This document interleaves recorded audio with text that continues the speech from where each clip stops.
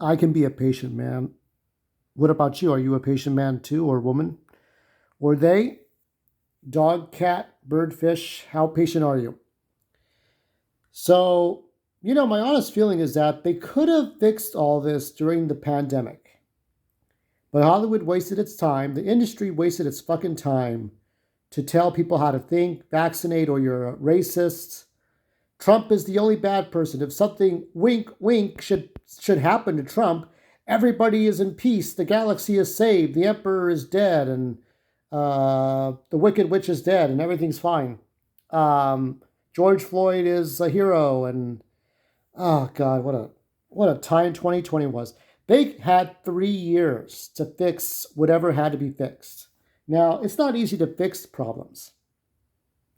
And to sound like a shill, they are taking this seriously. The corporations are taking this seriously to try to work frantically to settle, to reach an agreement. Now, I don't know too much of the details. I'm not going to pretend to, okay? SAG and AFTRA, is it the writers, just the writers, the actors? Everybody's got to get fed. And we have to compensate for streaming services, whatever's put on YouTube legally, whatever's put on Twitter, whatever is done here, right?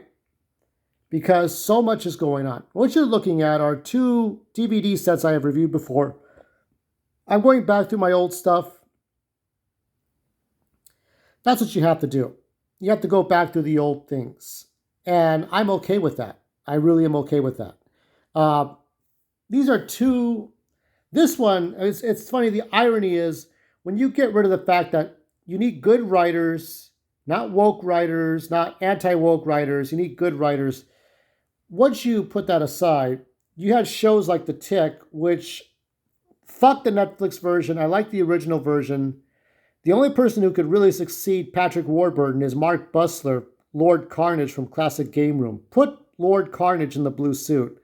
He would be perfect as The Tick. But I liked The Tick. 9 episodes, and I wish they could have done more, but they got canceled because of Temptation Island and The Chamber and Who Wants to Ass Fuck a Millionaire and all these quirky reality shows that nobody really asked for, nobody wanted. And the other one was The Human Target, which they sabotaged in season 2. But I think Person of Interest, Jim Caviezel, really kind of filled the void. And I'm not sure when and if I'll see The Sound of Freedom. I've heard AMC was censoring it somehow. Fuck you, AMC. You see, if I go back to your theaters, fuck you, done with that. So, aside from that, I've been watching other things. Let me show you my collection really quick, because I am taking this seriously. I saw one of my old animes, Fantastic Children. Really good anime. I may talk about it in depth one day. I don't know where it is right the fuck now, but surely I do have it. Another one I have is Batman Ninja. Another DC Comics property alongside Human Target. 70 minutes, great little movie. It's best to watch it with Japanese language. And this one goes very well with Sukiyaki Western Django. And it's funny because this is anime, and it's good to watch this with Japanese language. This is a Western featuring Asian actors all speaking English, and English is not their first language. Great, unique movie. I highly recommend watching these two back to back. And then there's Star Trek Prodigy, which I think a new batch of discs are coming in August. So if you're trying to pre-order that, you can get it in August. And then we have Rambo, 5-film collection. Love these. This is the time now to go, Halloween Horror Nights, not going to that. This is the time now to go back through your old movies, your old books. Look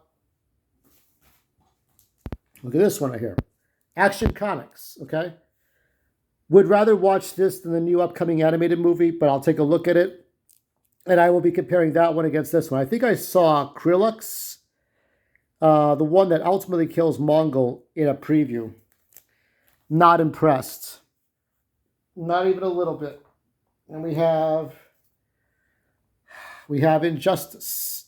This is the Injustice series, and I love this one too. And up here, these are all my Dark Horse Star Wars. The Star Wars is all these.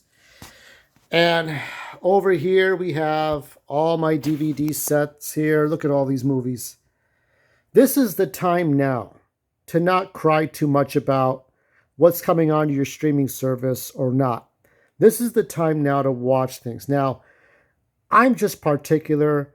I'm old-fashioned. I expect people my age, or at least 35 to 40 to 40, to sympathize with this, okay? You can laugh and say, oh, DVDs, what do you have next, Betamax? Go fuck yourself, you know what I mean? It's like, we're old-fashioned people. Don't act like you were born 2020. Look at this, my video games, okay? And I've amassed this collection. That's kind of why I hate Blu-ray, because you have to get a whole new set of Blu-ray, and then you have to get a whole new set of 4K with a 4K TV. I'm just not into it. There's THX 1138. There's Dead Space, Avatar, Zack and Wiki. I got games and movies mixed in there. Zack Snyder's Justice League. Or you could just easily turn to board gaming, as I do. Put together the Pac-Man robot. Have the Pac-Man robot go against the ghosts. Whatever. This is the time now to just look at your old stuff. There's plenty of time.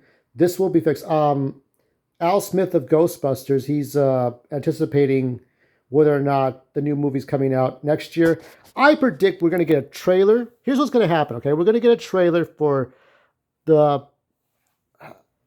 I prefer to call it the 5th Ghostbusters movie, even though the third one was like not in the same universe. But it's the 5th Ghostbusters movie. I predict we'll get a trailer for it. They'll have most of this strike settled by then. We'll get a, pull out of your ass release date, spring 2024, summer 2024. A pacifying release date that doesn't matter too much one way or the other, and that'll be the end of it. So Hollywood is taking this seriously, but they just waited too long with their politics and nagging us for what Harvey Weinstein did, for what Bill Cosby did, for what Michael Richards did, and treating us like we're all wife beaters and we need a lesson. No, you all need a lesson in taking care of your actors, whether they're non-union or SAG or AFTRA, your writers, your directors, your gaffers, the stunt people. Take care of your stunt people. Do a double take for those stunt people. Everybody and anybody, the extras, everybody, the caterers, all the people involved for the post-production, for the production, for pre-production, that's important. All right. If you like this video, you know what to do. Please watch this and many of my other videos. I have so many videos on stunt double takes. I have so many videos on storytelling, and everybody remembers this one, right? That one's my most watched video, Pac-Man board game.